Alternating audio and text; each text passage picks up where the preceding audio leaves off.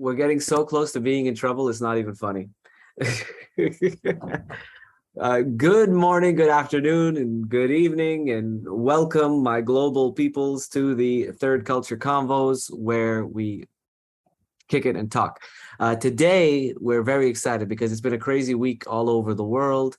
And one of the things that's happened that's kind of like triggered the beginning. So just so you guys know, when we sit down, we spend the week and we kind of think about what are we going to talk about? We don't talk much outside of this other than being connected through the social media of the day. But we think about what are we gonna talk about on the show? And one of we think about what we are not allowed to talk about on the show, what we're not comfortable sharing our opinions on the show. In terms of it being shared publicly, because you don't want to step on anybody's toes, you don't want to offend anybody, but as so many great people say, the only way to live is to offend some people, because some people will love you, some people will hate you, and if you inspire that type of reaction in people, then you're doing something. Whether that be right or wrong, and then you got to figure it out, but at least you're doing something. And so in the past week, Elon Musk has completed his takeover of one of the largest social media corporations in the world. This Twitter is like covered in like conversations around free speech. So over the last like 10 years, people get canceled. One of the big, okay, boys, one of the big mistakes that I think that Twitter made, and that all of these sort of social media companies made, was that they decided to either censor or to stop stuff on their platforms at all, because whether it be hate speech, whether it be like by doing that at all, they opened the door. Like, instead of saying no, we will not moderate in this way. Instead of saying no, and some of them tried to. Instead of saying no, they said, okay, no, this, yes, this, no, this we'll ban, this we won't ban. And so now they've opened up the doors of being the gatekeepers of free speech, and the gatekeepers of what is said on their networks. And in some countries, they're being held accountable for it. And so there's a lot going on. And a big part of the narrative around Elon Musk taking over Twitter is he wants to open it back up and be like, this is supposed to be open and free. You may not like everything that's being said, but everyone has a right to say whatever they want to say. So that's like the Elon Musk thing. And he's getting a lot of sort of let's say the mainstream traditional media. I've noticed this, but the mainstream traditional media is like destroying Elon Musk. So every time like he's firing, I love this one. He's firing a bunch of execs before the cutoff, so they can get their like shares like paid back to them. So I read the news report saying that he was firing them before November 1st so that they couldn't get a big payout. And I was like, oh wow, the media is trying to make me feel bad for Twitter execs. Like, they're making like, oh, poor Twitter execs, they're not gonna get they're miskeen, what are they gonna do, man? These guys got bills to pay. Like now I'm supposed to feel bad for Twitter execs. And what's interesting, and what I heard about this, is that a big part of the sort of the corporate agenda against Elon is and his takeover of this is because they're scared of him, because they're scared that once you open up free speech and people can say whatever they want, and you open up that thing, then you lose a lot of control. The powers that be lose a lot of control. I mean, let's start off with my crazy, but this is my crazy for the morning. And free speech, Twitter. So that's my rant. This is where I'm kicking off. Isn't one of the execs going off with a severance of like $29.4 million or something like that? Miskeen. I mean, it's a shame. Miskeen. He was supposed. Look at how much he was supposed to get. Miskeen guy, man. These guys, they don't count their blessings. They're still entitled to something, I assume. They have to be entitled to something within laws. They have to be entitled to some kind of severance package, I'd assume. Yeah, and I'm sure it's very nice. Like, I mean, really barring the details, you're a Twitter exec, you're on the C-suite of Twitter, you're making bank. right? Like, I hope you're saving properly.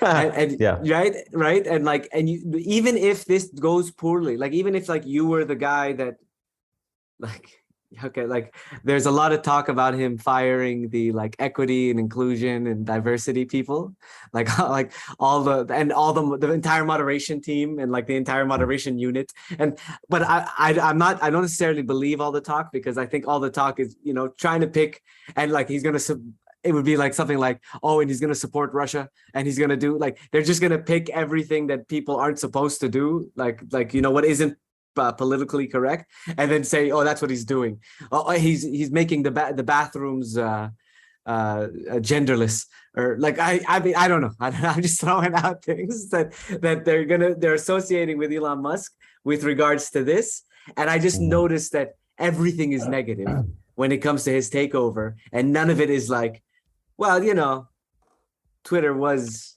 like a cesspool, right? Like, there isn't any of that discussion. There's a discussion about only how like horrible it is, and how you should be, as the watcher of the news, against subtly, you should be against Elon Musk taking over Twitter. You should be, like, this is like what we want you to think, and we being the like corporate powers that control things.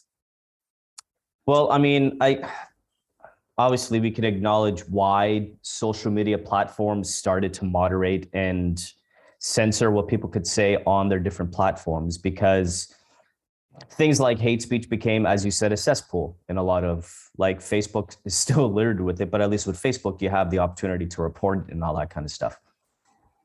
So, right. So limits, like I mean, I honestly though, what is the limit of free speech in reality?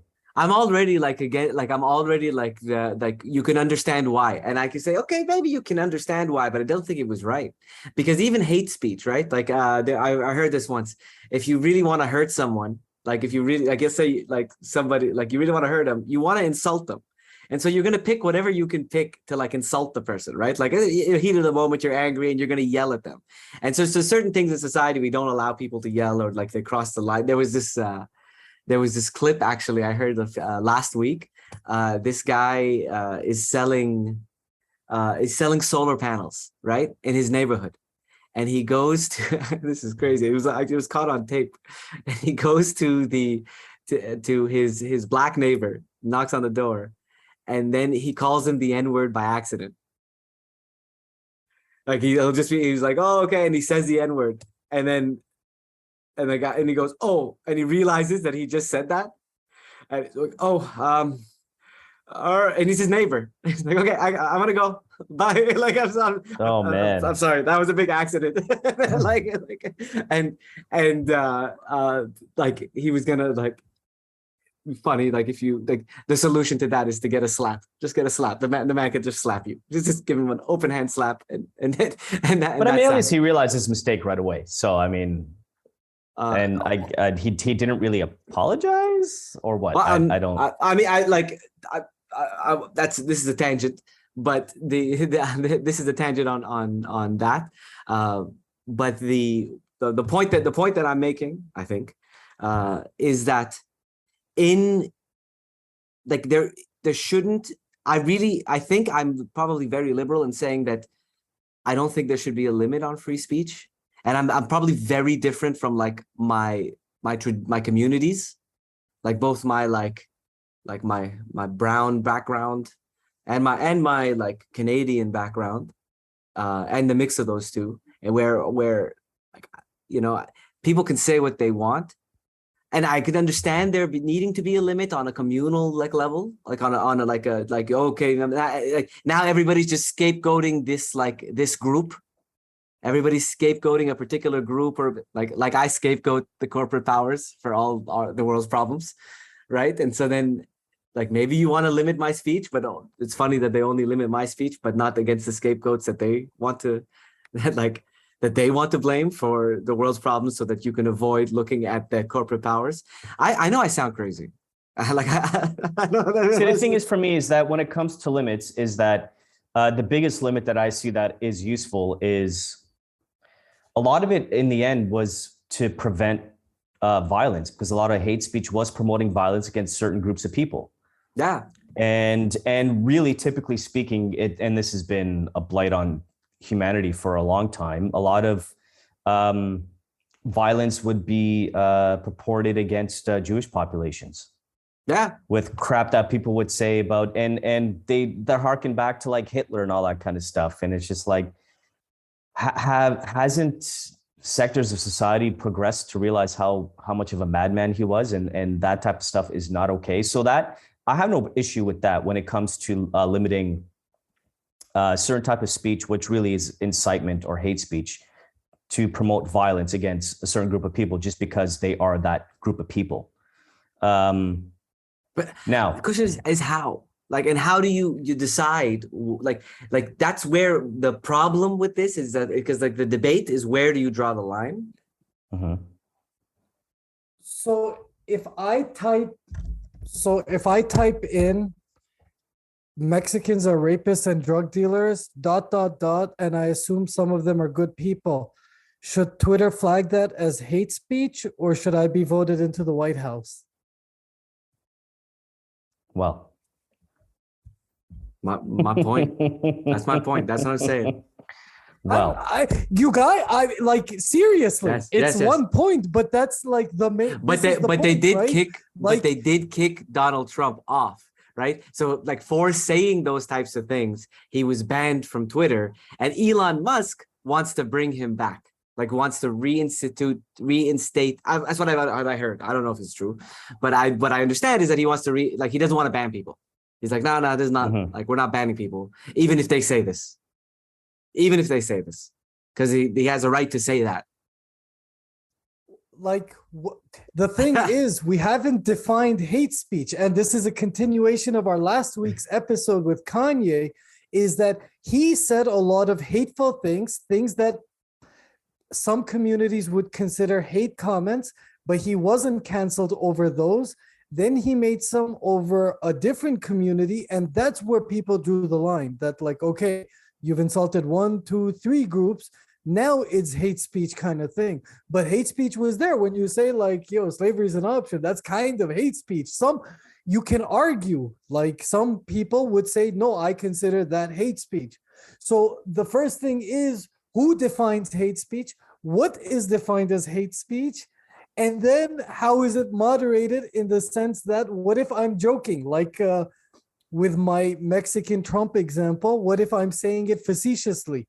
Well, text doesn't show you emotion sometimes, right? Unless you put JK LOL. But what if I'm being extra British with it, extra martini, extra dry? so if you want, I can just give you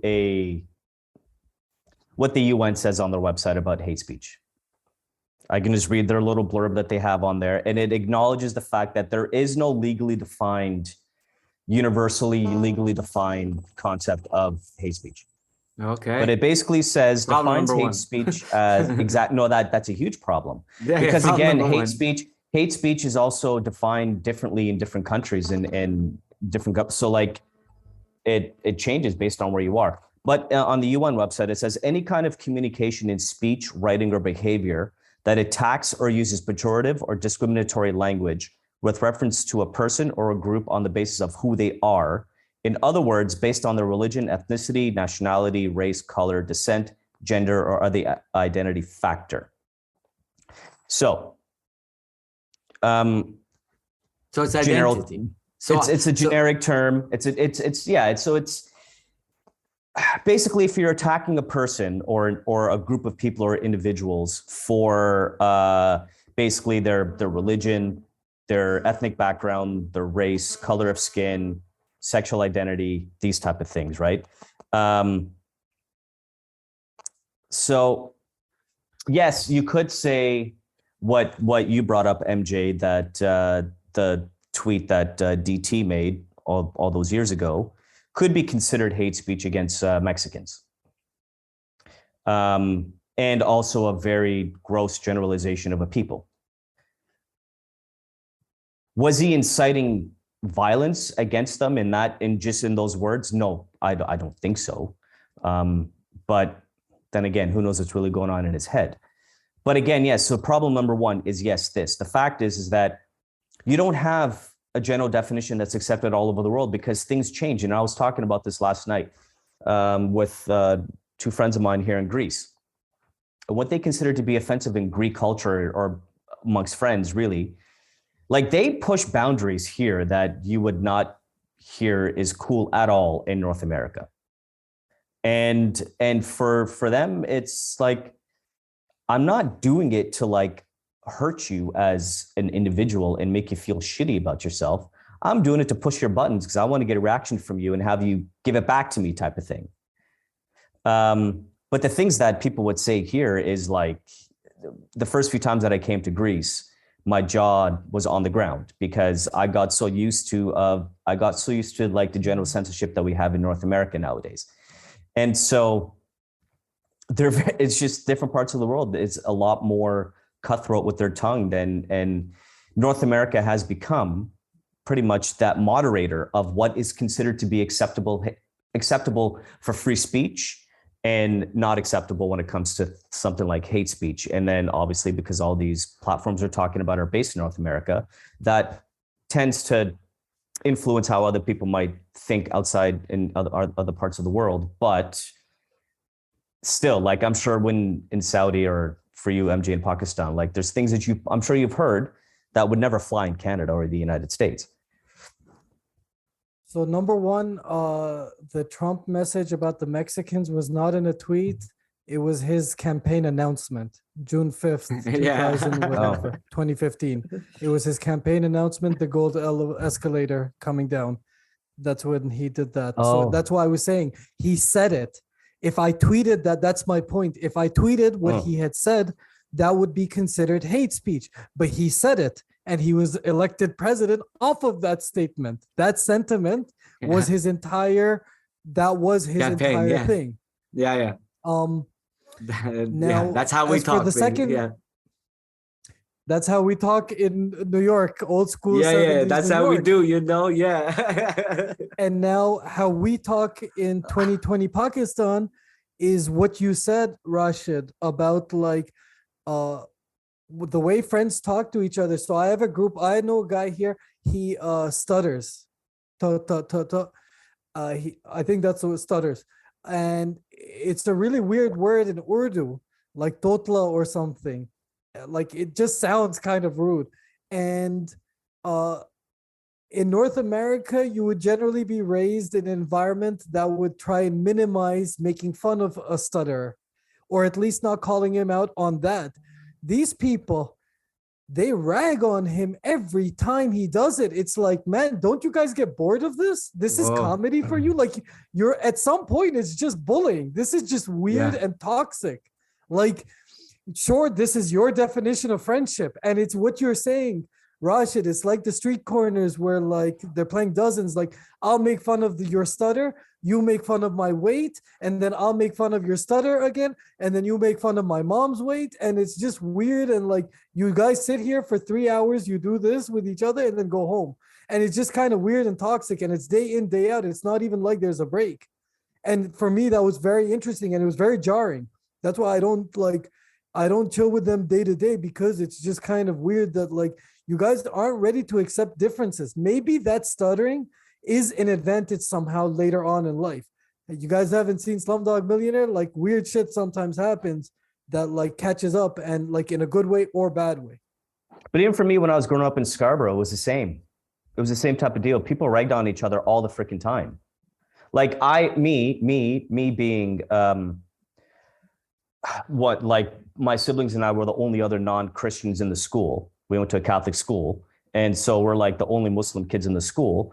And so what you're describing is what happened to me as well, where they would call me the J word, but not in a nice way, because I was different.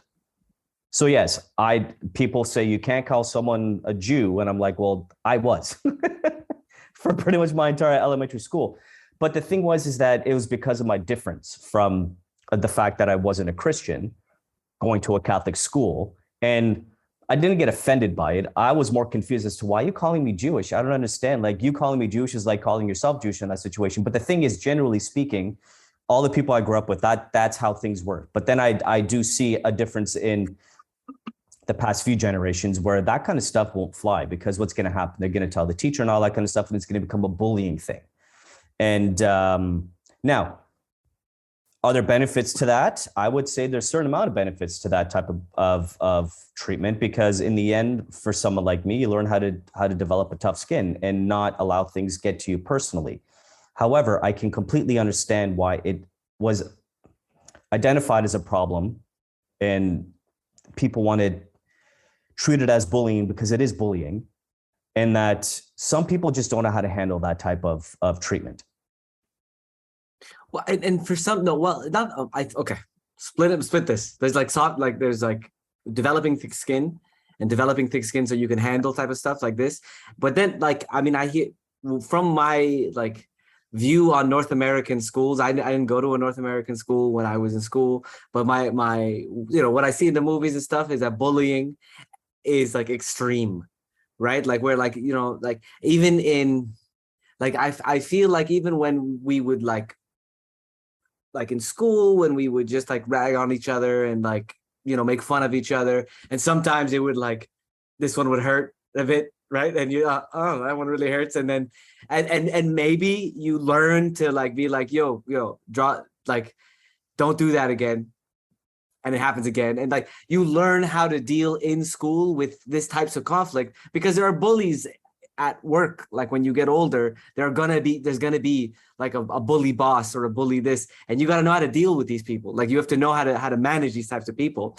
My issue, like I'm totally like anti, but I have a soft spot for bullying. Like I hate bullying. Like I don't mind ragging, I hate bullying, and I think there is a difference between the two. But when the kid's like having lunch in the bathroom by himself and doesn't have a single friend, like where is bullying really bad? Like if you want to bully like 2 or 3 kids, fine, then they got each other, right? Like if there's like a group that bullies another group, okay, then at least they have each other. Then like, but when you're like totally alone, which is I think more and more of the case in like North America, where like you just don't even have a friend and you're just getting bullied. Oh man, that's horrible. Like it's like something should be done. I learned this recently that in Japan, if there's in schools in Japan, if kids are fighting, like if 2 kids like get into a fight or either whatever it be, bullying or whatever, teachers don't break up the fights. Teachers get older kids to break up the fights. So they'll go so that they don't embarrass the kid, because then even if the teacher comes and breaks up the fight, then the bullied kid will get bullied more, because like, oh, you need the teacher to protect you. And then, but if it's like an older kid that like is like, yo, this ain't cool, it's more of a peer setting an example. Like, yo, like, all right, you beat him. Okay, great. You hit him. Like you hit each other. Done. Like, so we can move on from some of that stuff. So and that was really interesting. But that's what I feel like in North America, even, and like, it's like they kind of, I feel, I may be wrong, but I feel like they're trying to turn like schools and stuff into these like super, like there's nothing sharp, like there's nothing that can possibly hurt you in the school. Like they're trying to make them, but it's actually not working at all, and it's just creating all of these like really lonely people that don't know how to deal with the world. Like I don't actually think that actually works. The thing is, bullying. My assumption is, in looking back on when schools in North America really started to take on bullying, they didn't start taking it on when it was physical. They started to take on that issue when it became online bullying, and then caused. Well, unfortunately, it's harder. It's because like then there's no break. Like you go home, exactly, and it's still coming at you. But the other problem too with that is that, especially with the online bullying, apparently I don't have stats on this, but a lot of suicides were happening for these kids that are being bullied online. So like they saw a correlation between the online bullying and kids taking their lives because they're being bullied. So I think what you're talking about as well, like what you're talking about in terms of like they're trying to make schools more like, safe, quote unquote, I guess you can say, in terms of like atmosphere. A lot of it was a reaction to how they originally started dealing with online bullying.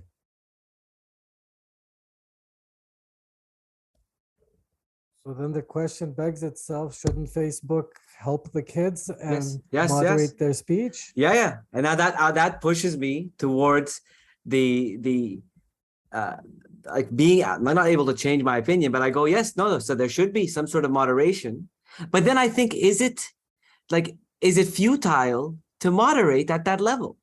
Because then it's impossible. Like, is the solution only to moderate their speech, but in their hearts they still have the same hatred towards each other, and they still each like is that really how is the best way to approach these issues, right? Like there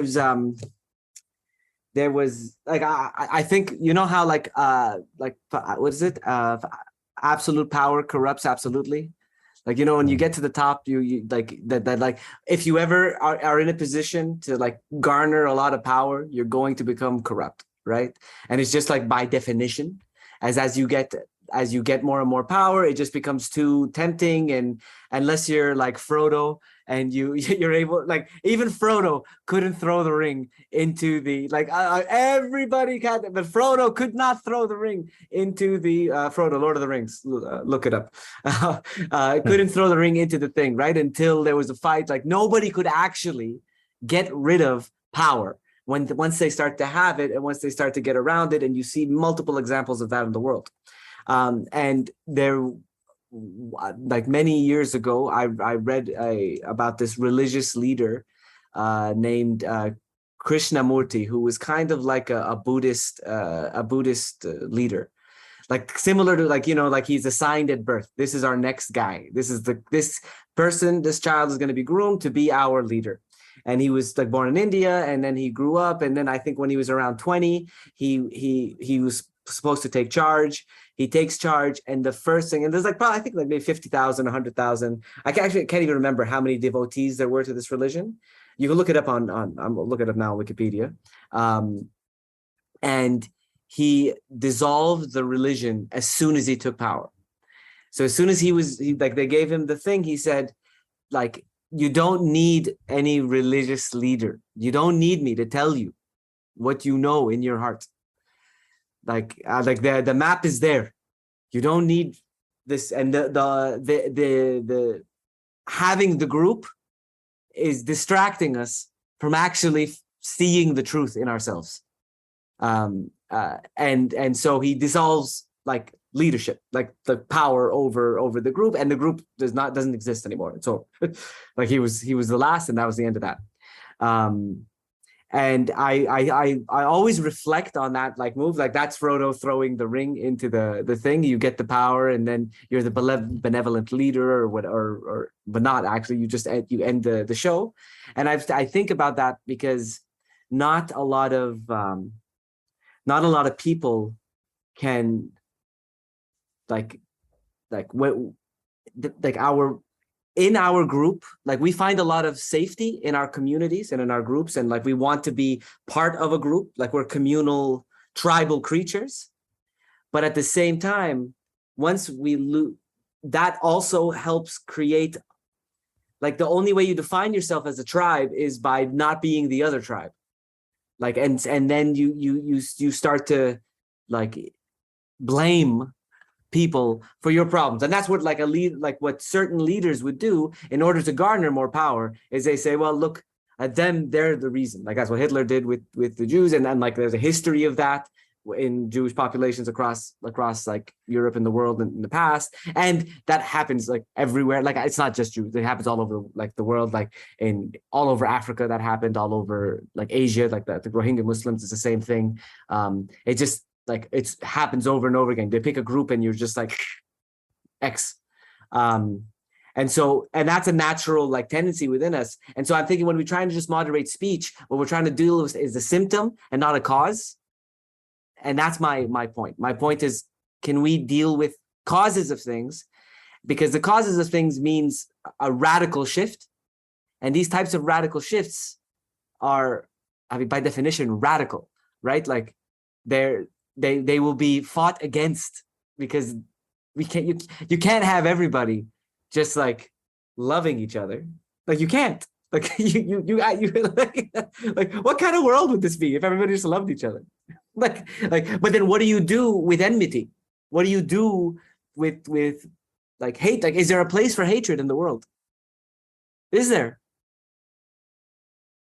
I know, I sound nuts. I sound nuts. And I don't necessarily know like where I end up when I follow a particular line of thought. But like I just feel like you can't just pretend it doesn't exist. Well, you can't I hate bad guys. Man, You know, there's a place for every emotion in the world. That's why the emotion is there. Yeah, it's a human emotion. Hatred, like if you can, any emotion is a tool. A tool can be both good or bad. If you can take your depression and put it into your art, if you can take your hatred and put it into an art, you'll be far more effective in your messaging than you would anywhere else. So like all this energy that people spend online typing hates, if they spent that energy and that emotion and put it into something that truly interests them, they'd be far happier as people. And they would have used that hatred in a positive, non-toxic way. Immortal Technique. Excuse me, Lin-Manuel Miranda.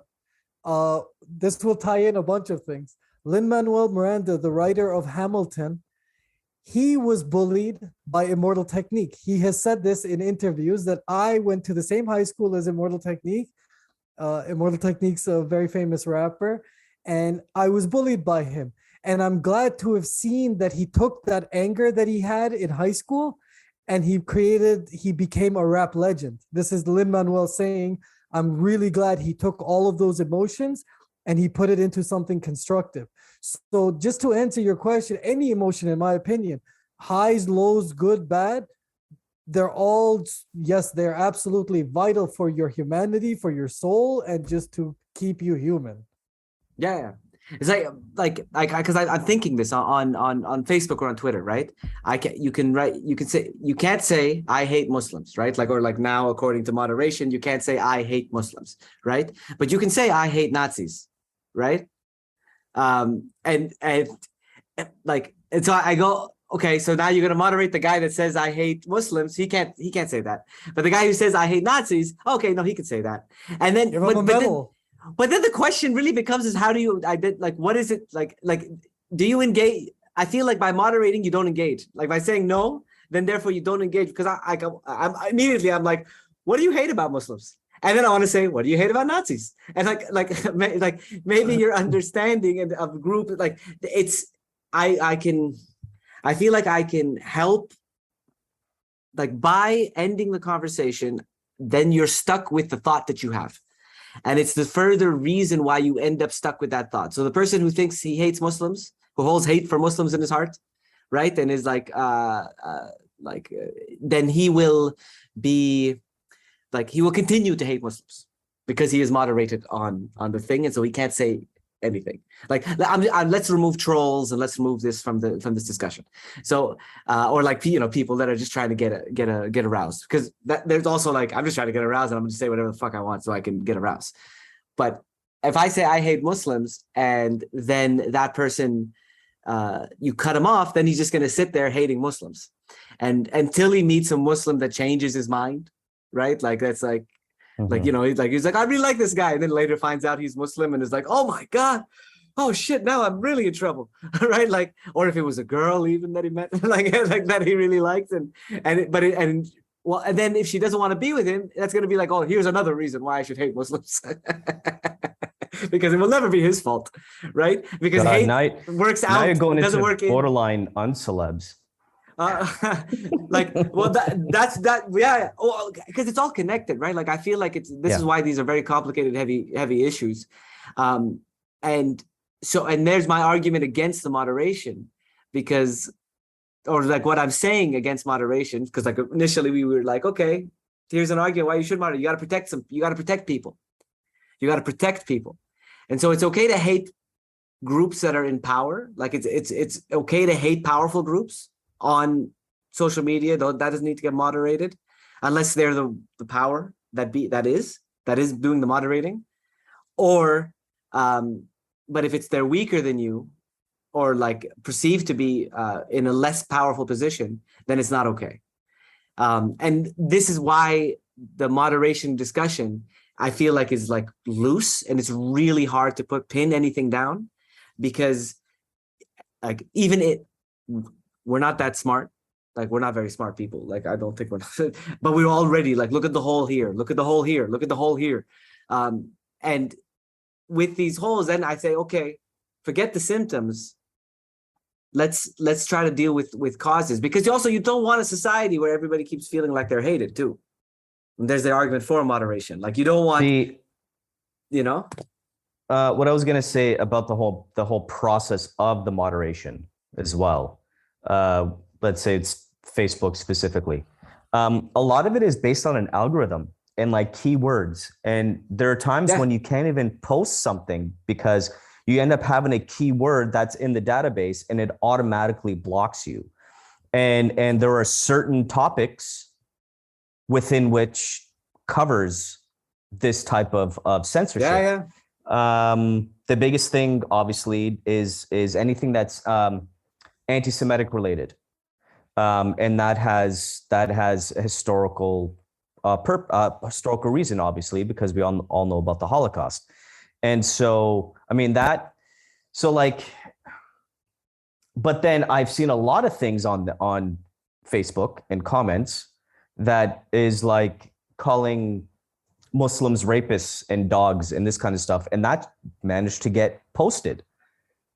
So it's almost as if as well that when it comes to the moderation within itself, as to like if it's just like an algorithm where it's just like electronically done, that even that within itself is programmed by a human, and again, someone has decided that we're gonna program it this way. The software is gonna be programmed this way, so that none of these certain things can be said. But the other stuff, I don't know, it hasn't caused that much of a problem, really, has it? So yes, that's another hole in the moderation process. Well, things that slip, and this is like, I think probably just to articulate what I'm saying, is that you can moderate, like there's the moderation of actions, and then there's the moderation of thoughts, and then there's the moderation of speech. And each of these things, like to me, I'm not necessarily trying to moderate thought, right? Like, it's like there's this like orthopraxy versus orthodoxy. So when you're in Orthodox religions, it's really important what you believe, what you think inside. And in orthopraxy religions, it's really important what you do. So it doesn't matter, like if you pray, but it's like, you're not really thinking about the prayer, but it's just important that you actually pray and do the movements and like do it. But like your mind wanders and you're not really there and all that type of stuff. It's all right as long as you're praying. That's the focus. Like Salafis to me. Yeah. Well, no, I mean, it's common. Like what I generally like, Judaism and Islam have more of a focus on orthopraxy, and like Christianity has more of a focus. This is a very general statement, but just from like my studies. And Christianity has more of an orthodoxy because you had to accept Jesus, right? Like you had to, like, for some like Orthodox sect, you have to accept him into your heart, and then that's your way to salvation. With like, in Islam, you could like say the Shahada, and then you're like good, like, and no one's gonna say no, but you really, really, really mean it. Like that's between you and God. That's not between you and like, and they don't care. Like, just pray, like get up and pray, and okay, good. And that's why in like, I think in a lot of like Muslim communities, people pay attention to like when you pray and when you don't pray, and when you do wudu and when you don't do wudu, and everybody needs to, like, everyone's like, oh, yo man, I didn't see him go to Jum'ah last week. I didn't see him go to Jum'ah, and people are monitoring that stuff. That's that. Like, Majid, what do you think? Oh, man, you can't like you can't bring up religion and Islam, not even religion. You can't bring up Islam and say, oh yeah, imagine, what do you think? Like, you like you pull the pin out and then you throw the grenade over. Yo, catch. Here, catch.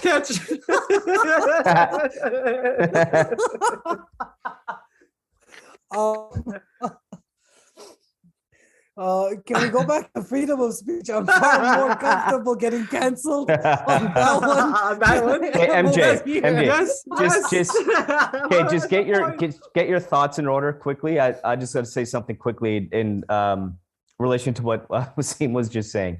A lot of what you're Take saying the is right potato. about, yeah, and yeah, I'll take the potato for now. But the whole orthodoxy thing that you were talking about, Waseem, that's a very Catholic thing. It's heavily within Catholicism. But then a lot of Protestantism is very much what you feel. It's very much personal relationship with God. And oftentimes people really don't care if you go to church or not.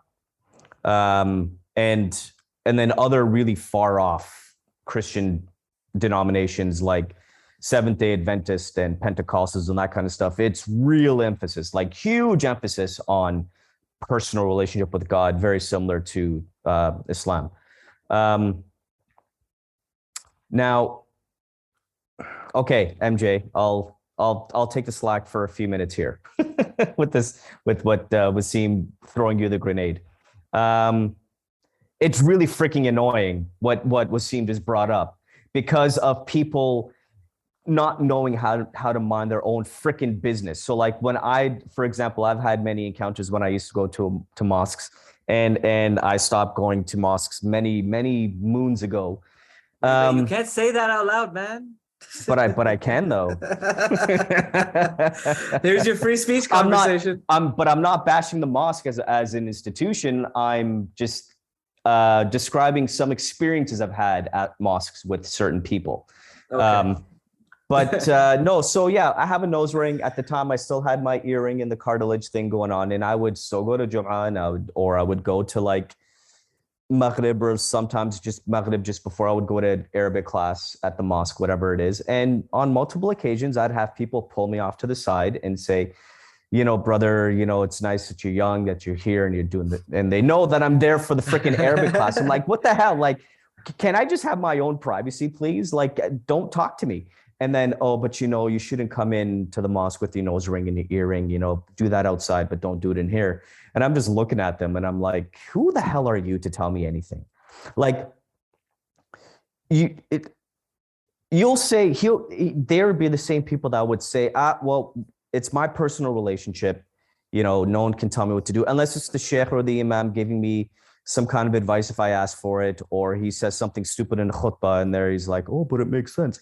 No, but you said if you ask for it, right? You said if you ask for it's different. Yeah, if you ask for the advice, can somebody give me some advice, please, about my earring? Okay, then you can get some. Right.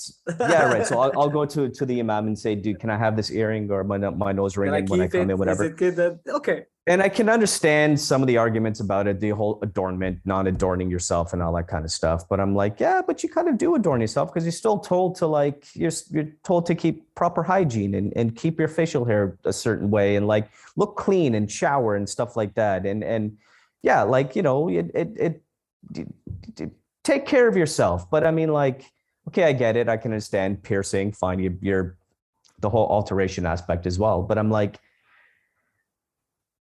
it's not your business to talk to me about this, really. Unless I ask you, it's no one else's business to talk to me about this. Because in the end, what does everyone say?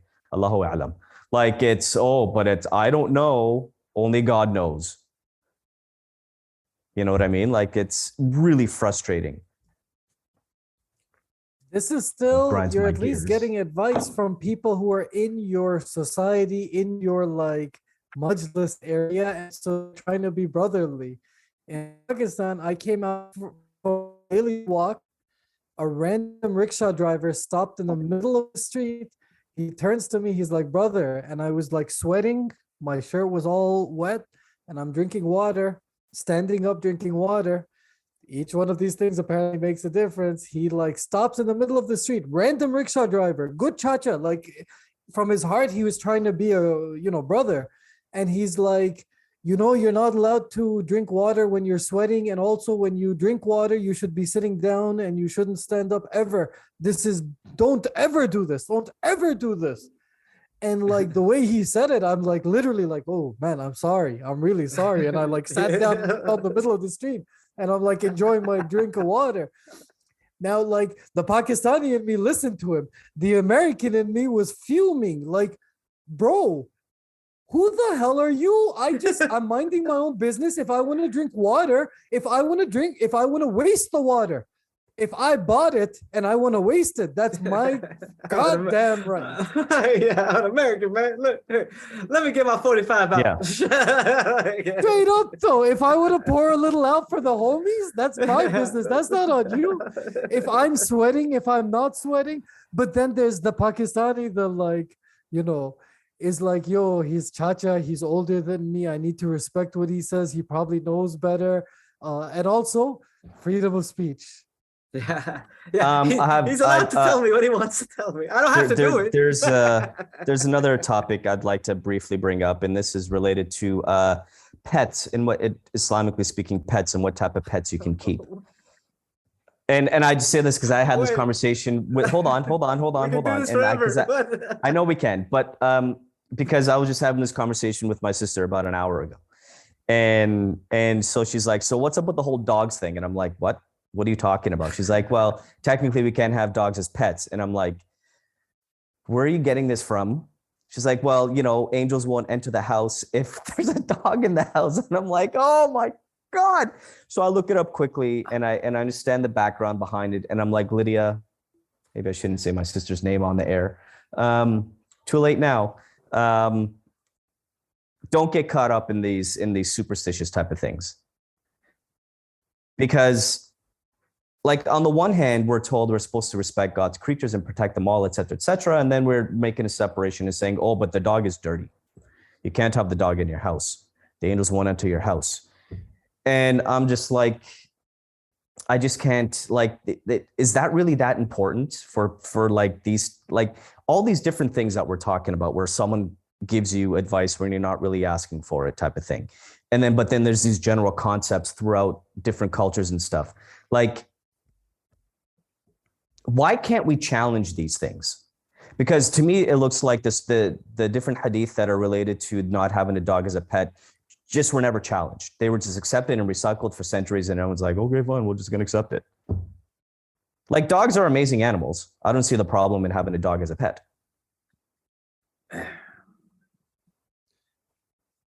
The West enjoys too much freedom of speech. The East has too little of it.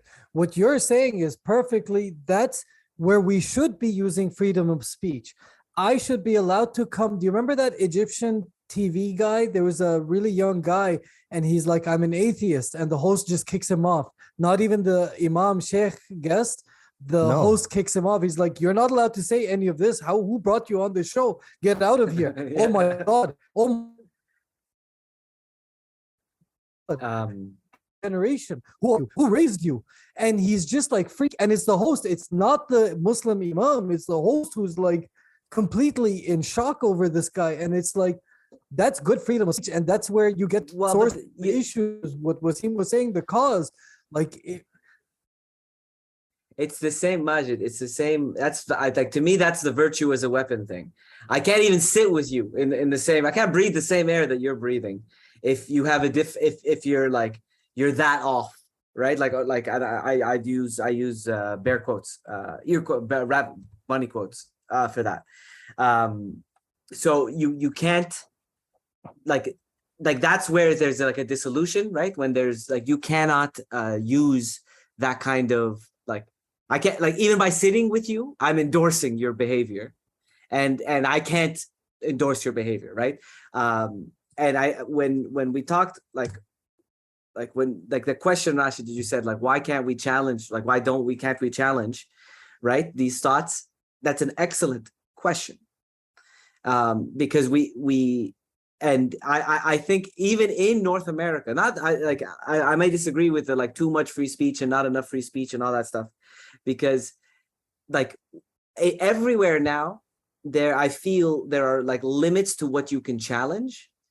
And my almost entire argument for free speech is that there can never be a limit to what you can challenge, right? Like, as soon as you place a limit, it's like, who places the limit, right? And like, there's no in my like thing, no, I look at when we're talking about Islam, I'll pick, and like the Prophet ﷺ never like limited like speech in my understanding. He never was like, no, you can't say that. You can't ask about that. You can't talk about that. You can't bring that up. Like that was like nowhere have I ever like heard or seen. And if I'm wrong, please may Allah set me straight if I'm wrong. But I don't see that, and I think it's an extension of the virtue as a weapon thing, where I'm gonna be so much more pious than you. You're gonna feel it, right? Like you're gonna feel how pious I am, and by even being angry and leaving the room because of what you're thinking about or what you're asking publicly about, and there is a fear, like in a lot of cultures, there is a fear that their culture is, this is going to sound like, is so weak that anyone talking about it will make it evaporate immediately. So, and that usually comes from a historical almost destruction of that culture. And so and here's a link, right? So why do anti-Semitic comments in like the US and North America create such backlashes? Because there was a historically relevant, like almost destruction of the culture, and so everyone's a little like historically there's a reason people to be like iffy about that type of talk. And with Islam, in Islam, and or sort of the Islamic Empire, there is a similar like history. And when the Mongols invade Baghdad, and they invade the Islamic world, and they decimate it entirely, and they leave it completely destroyed, and burn all the books and like destroy everything. You've lost like thousands of years worth of progress. Like you don't have servers; these things aren't backed up, right? And like people have died, and so with that, you become like the natural reaction. The natural reaction is to double down on your cultural elements, because of like that's what's going to pull you together through these types of like disasters, through these types of emergencies, and then you're just afraid that like, and that kind of passes on. And so like any type of like, that's the end of open, like of flourishing, of open thought, of like, okay, like how can we play with this? How can we do this? The end of that. And then like, I mean, a similarity, like, that's where you see like certain like very conservative like communities of all religions, like really trying to hold on to a historical idea of them as a people, and making their kids keep that, including enmities, because the enmities are what actually help strengthen, I think, that group identity. Because then you're like, well, you should hate them, and you should hate them because they're not you, because they do this and that, and they're yuck, and they're this, and they're dirty, and they're like literally almost any culture that you talk to, they'll have a group that they do this with. So it's not, it's like, this is like maybe a third culture kid can see this clearly, because you can see it. Like you see it. That was like, oh, these guys hate these guys because these guys did this, and then these guys hate these guys because these guys did this, and it creates this like it's a very human experience. Like that's what I mean. It's a very human experience. And so I'm just trying to help explain like where I think that comes from. Right. I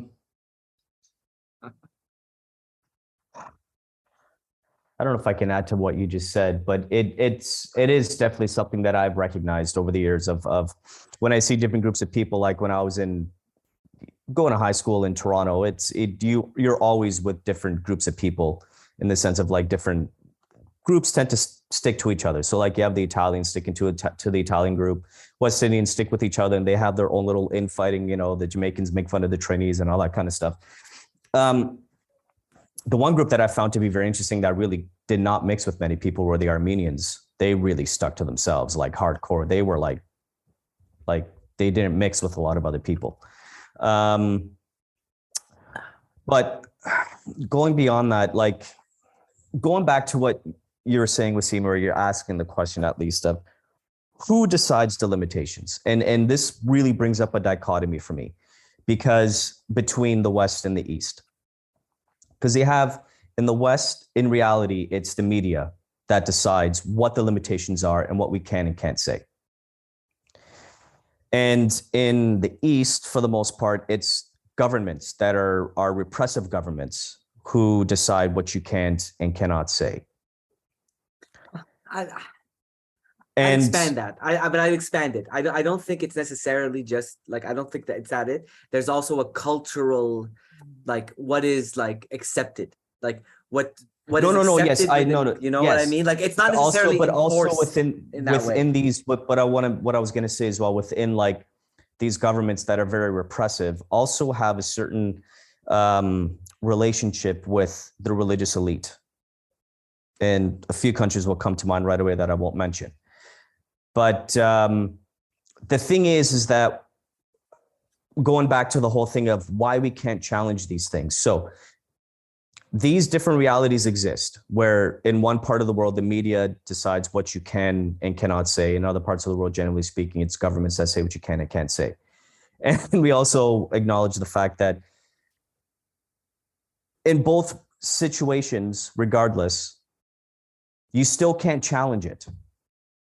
Like if you try and challenge things in the West that you technically can't say, you're like, you try and bring up the conversation to try and challenge and be like, but this isn't hate speech. This is, I'm trying to enact my freedom of speech.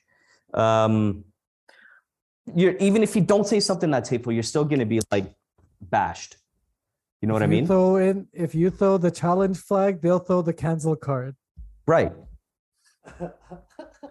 Well, so it's like, but we're living in the West in what's considered to be more of a free type of society than other parts of the world, let's just say. But even still, you're being muzzled in certain type of things. Yeah, and that's hard to see in the West unless you're like, without being labeled as like sort of crazy and deviant. But that's so funny, is that's the same label in the East. Because you're also crazy. I know.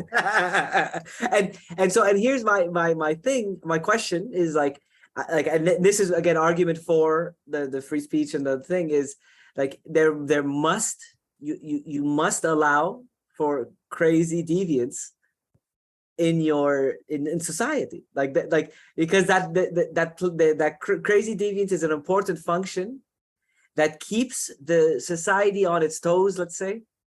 Like there are individuals that are more deviant than others, right? And we were always having this debate, and I'm trying to be careful with my words, but it's with the shutting down of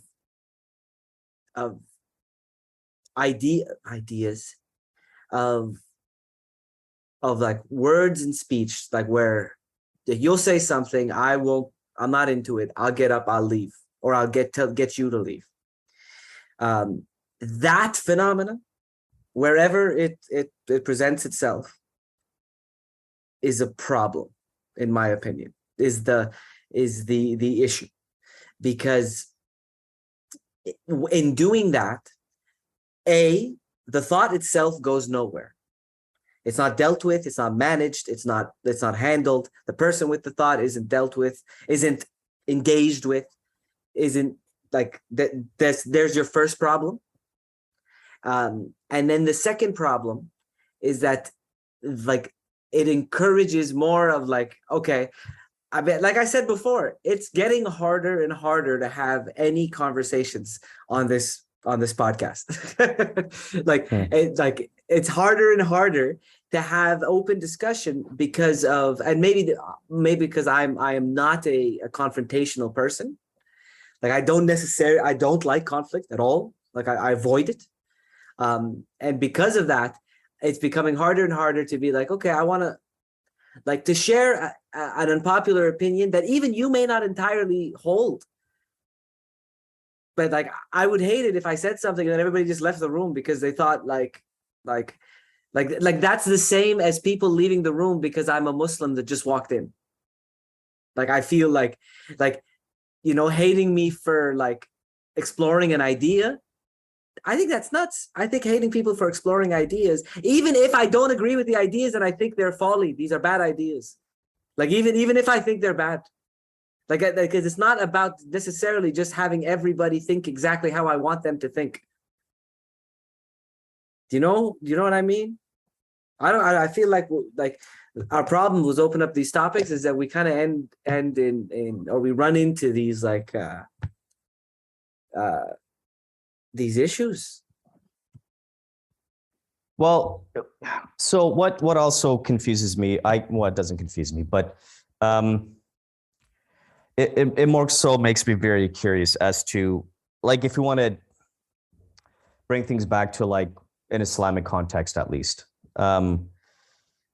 like you were saying earlier, Waseem, like this whole concept of engagement and freedom of speech and having discussions is an age-old history within Islamic histories.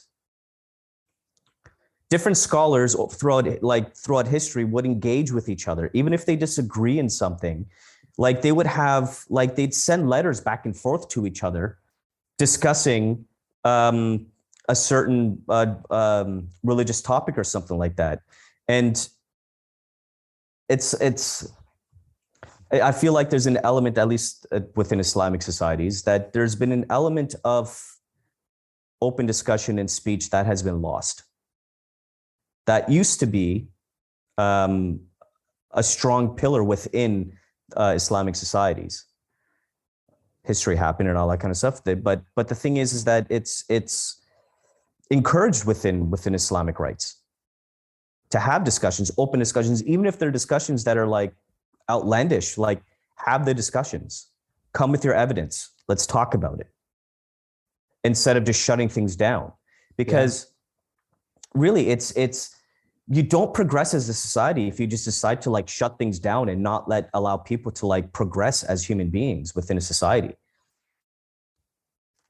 MJ, I know you want to jump in here. The Prophet, Waseem, you had talked about like action, thoughts, and words or something. You would give different sort of categories of moderation or freedom of XXX. The Prophet, there's one very famous story about they're praying or something. Dude walks in drunk and he takes a piss inside the mosque in front of all the people praying.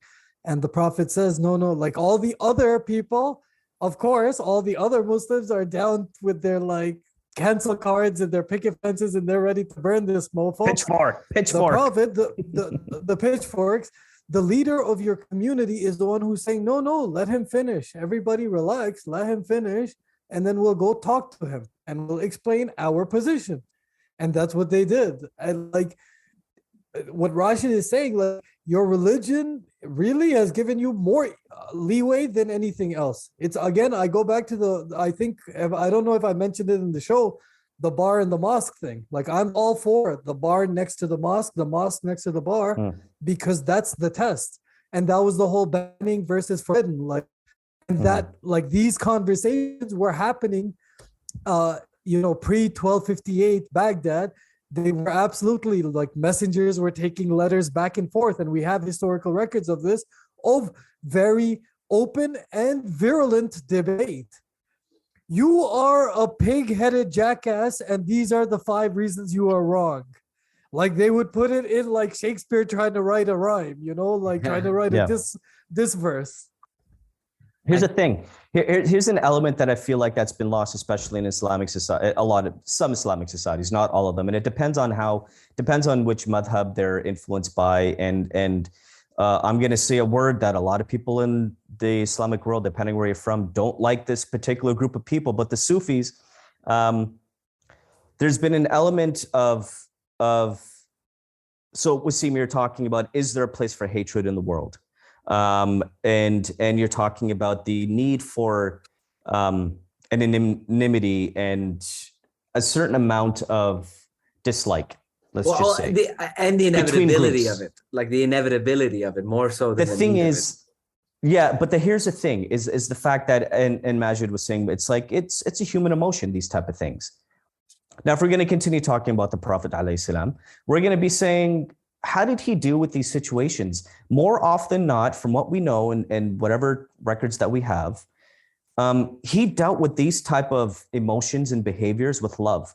Like he embraced the person to set the example, to not shun the people that, so you're supposedly supposed to shun because, oh my God, we have our pitchforks. It's like, no. Like you don't shun the person out of society. You bring him into the fold, he or she, whoever the person is, and be like, help them in certain ways. But now today, for example, we have different ways of helping people. It's counseling services. And I could think of some troubling statements to add to this too, right? Because like even in our like maybe but and it's so troubling that I mean I'm also realistic.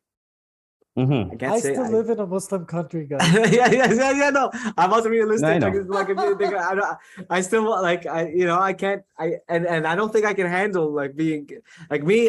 Especially me. I don't think I can handle being canceled, man. I don't think I can. No, I know. I'm just saying like examples. Like if people keep on trying to use examples of like it's what the Prophet did and said and all that kind of stuff, and they always use these examples, but then they cancel out other examples that are just as important and probably more important than other things they keep on harping and some on. People, but I understand the reality of things. I understand how society's changed, and society's like, again, religious tenets. Period. Just religious tenets as examples of how to of prayer and rituals and all that kind of stuff.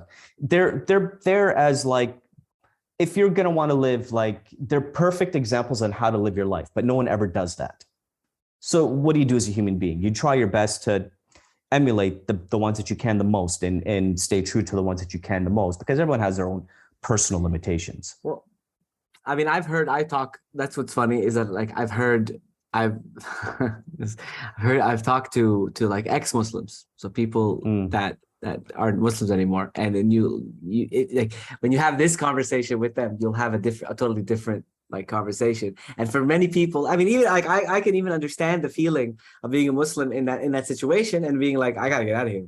Like we can't have this. Like there's just way too much blasphemy going on over here. I can't be in this room. And so I can understand the feeling of hearing blasphemy and being like, this is blasphemy, man. I can't you're gonna ask me. God's gonna ask me, why did you stay in that room?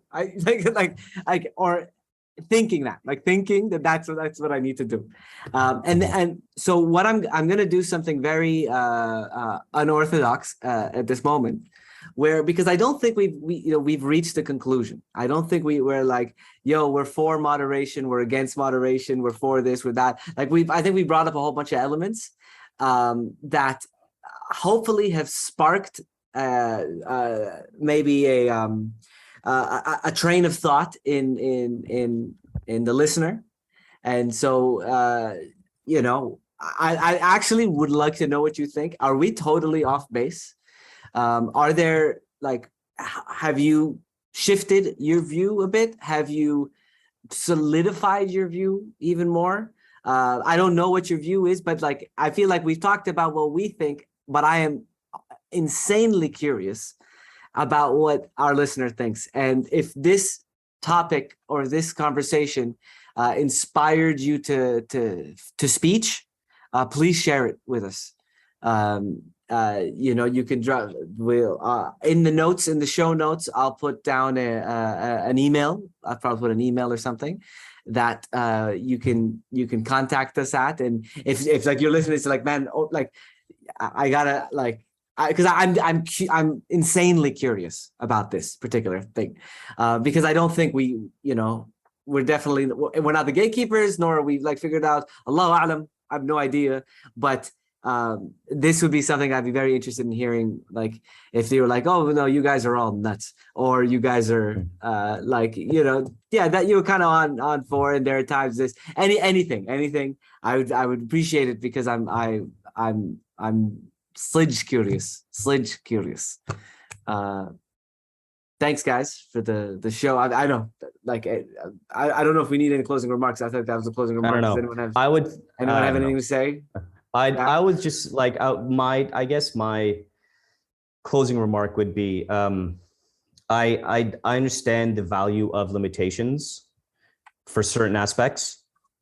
And for me, it comes down to violence, like limiting certain speech that would incite violence. But I believe that in general, even if there is some type of moderation, the moderation should allow for open debate. Our hesitancy and reluctance to speak about freedom of speech in the Islamic world with regard to the East in general speaks volumes on its own. And that is the crux of the issue, that like, even if we did want to speak, who moderates it, how is it moderated, la la la, that's all spoken in the last 3 minutes of our entire episode here. Was that like the fact that we can't even feel comfortable to speak openly about God-given rights is weird. Hear, hear. They said it, not me. See you guys next week. Second Thanks. grenade, huh? Second grenade. Yeah. Look. Mhm. I don't know these guys. It ain't me. All right. See you later, boys. Bye.